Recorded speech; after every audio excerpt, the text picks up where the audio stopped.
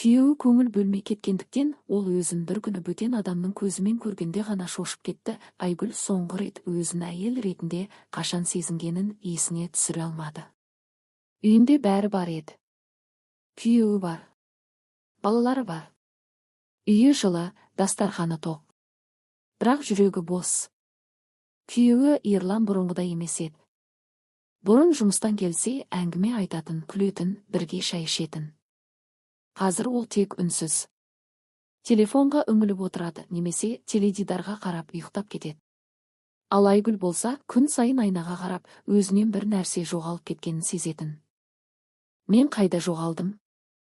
Ол сұраққа ешкім жауап бермейтін. Бір күні Айгүл қалаға шығуға мәжбүр болды. Баласының құжатын реттеу керек еді.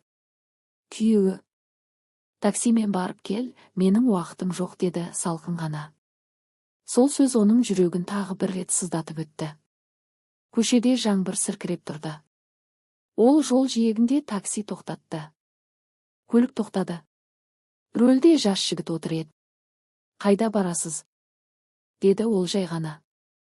Даусы жұмсақ, жылы. Айгүл мекенжайды айтты да артқы орындыққа отырды. Бірақ көлік қозғалған сәтте бір түрлі тыныштық орнады. Ол тыныштық бөтен емес еді, керісінше өте таныс сияқты. «Кешіріңіз, сіз Сапура қаласына барасыз ба?» деді жігіт айна арқылы қарап. Айгүл басын изеді. Сол сәтте олардың көздері айнада түйісіп қалды. Жігіттің көзқарасы тым ұзаққа созылды. Айгүл бір түрлі болып кетті. Жүрегі себепсіз дүрсілдей бастады. Ол көзін алып қашты. «Не болды маған?» деп ойлады ішінен. Жол бойы олар үндемеді. Бірақ сол үнсіздік ішінде бір нәрсе жүріп жатты. Айгүл оны түсінді, бірақ қабылдағысы келмеді. Көлік тоқтағанда ол ақшасын беріп түсіп қалды. «Рахмет», деді жай ғана. «Тағы кездесерміз», деді жігіт. Бұл жай сөз емес еді. Бұл уәде сияқты естілді. Айгүл артына қарамады. Бірақ сол күннен бастап ол бұрынғы Айгүл емес еді. Сол кеште күйеуі үйге кеш келді. «Тамақ бар ма?» деді ғана. Айгүл үндемей дастарханға қойды. Ерлан тамақтанып отырып телефон қарады. «Бүгін қайда болдың?» деп те сұрамады. Айгүл сол сәтте бәрін түсінді. Ол бұл үйде тек бар еді. Бірақ ешкімге керек емес еді. Түнде ол ұйықтай алмады. Оның ойында бір ғана адам жүрді. Сол жігіт. Оның көзі. Оның дауысы. Тағы кездесерміз, неге бұл сөз жүрегіне қадалып қалды? Неге ол оны ұмыта алмай жатыр? Бір апта өтті. Айгүл өзін алдауға тырысты. Бұл жай ғана кездесу ештеңе емес, бірақ тағдыр оны тағы сол жерге апарды. Бұл жолы өзі барды. Сол көшеге. Сол жолға. Себепсіз. Жай ғана көлік тағы тоқтады. Сол көлік. Сол жігіт. «Сіз бе?» деді ол күлімсіреп. Айгүл жауап бермеді. Жай ғана отырды. Бұл жолы олар сөйлесті. Басында жай ғана. Ауа райы. Жол. Қала. Бірақ кейін әңгіме тереңдей түсті. «Сіз бақыттысыз ба?» деп сұрады жігіт күтпеген жерден. Айгүл үндемей қалды. Бұл сұрақты оған ешкім көптен бері қоймаған еді. Ол жауап бермеді. Себебі өзі де білмейтін. Кейде адам бәрі бар сияқты көрінеді, бірақ ішінде бос болады, деді жігіт баяу. Айгүл оған қарады. «Сіз де солайсыз ба?» деді ол. Жігіт жымиды. «Мен сізді бірінші көргенде ақ түсіндім». Бұл сөз Айгүлдің жүрегін дір еткізді. Ол қорықты. Бірақ сол қорқыныстың ішінде бір жылулық бар еді. Сол күннен бастап олар жиі кездесе бастады. Басында кездейсоқ. Кейін әдейі. Айгүл өзін ақтады. «Мен ештеңе істеп жатқан жоқпын, тек сөйлесіп жүрмін», бірақ жүрек өтірікті қабылдамайды. Ол баяғыда ғашық болып қалған еді. Ал жігіт ол Айгүлге басқаша қарайтын. Құрметпен. Қызығушылықпен. Нағыз әйел ретінде. Бір күні ол: «Сіз күлесіз ғой, бірақ көзіңіз мұңлы», деді. Айгүлдің көзіне жас келді.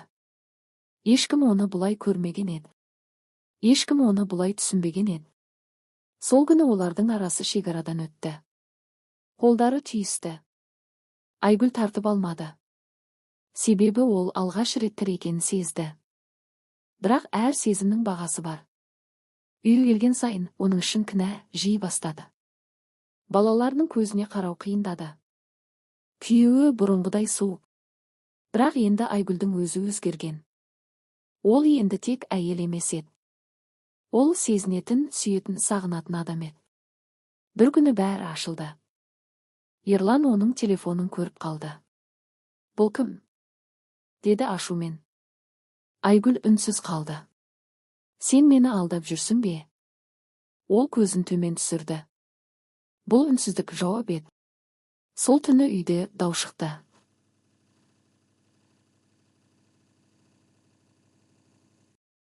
Айқай, көз жасы.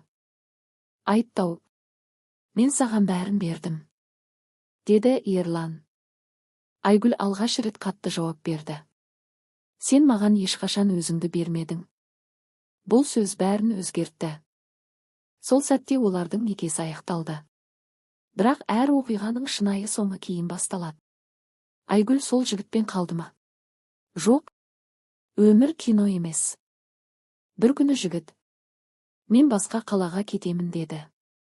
Айгүлдің жүрегі тоқтап қалғандай болды. Неге? Бұл дұрыс емес.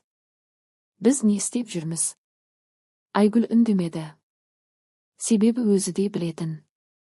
Бұл махаббат кеш келген. Және дұрыс емес уақытта келген.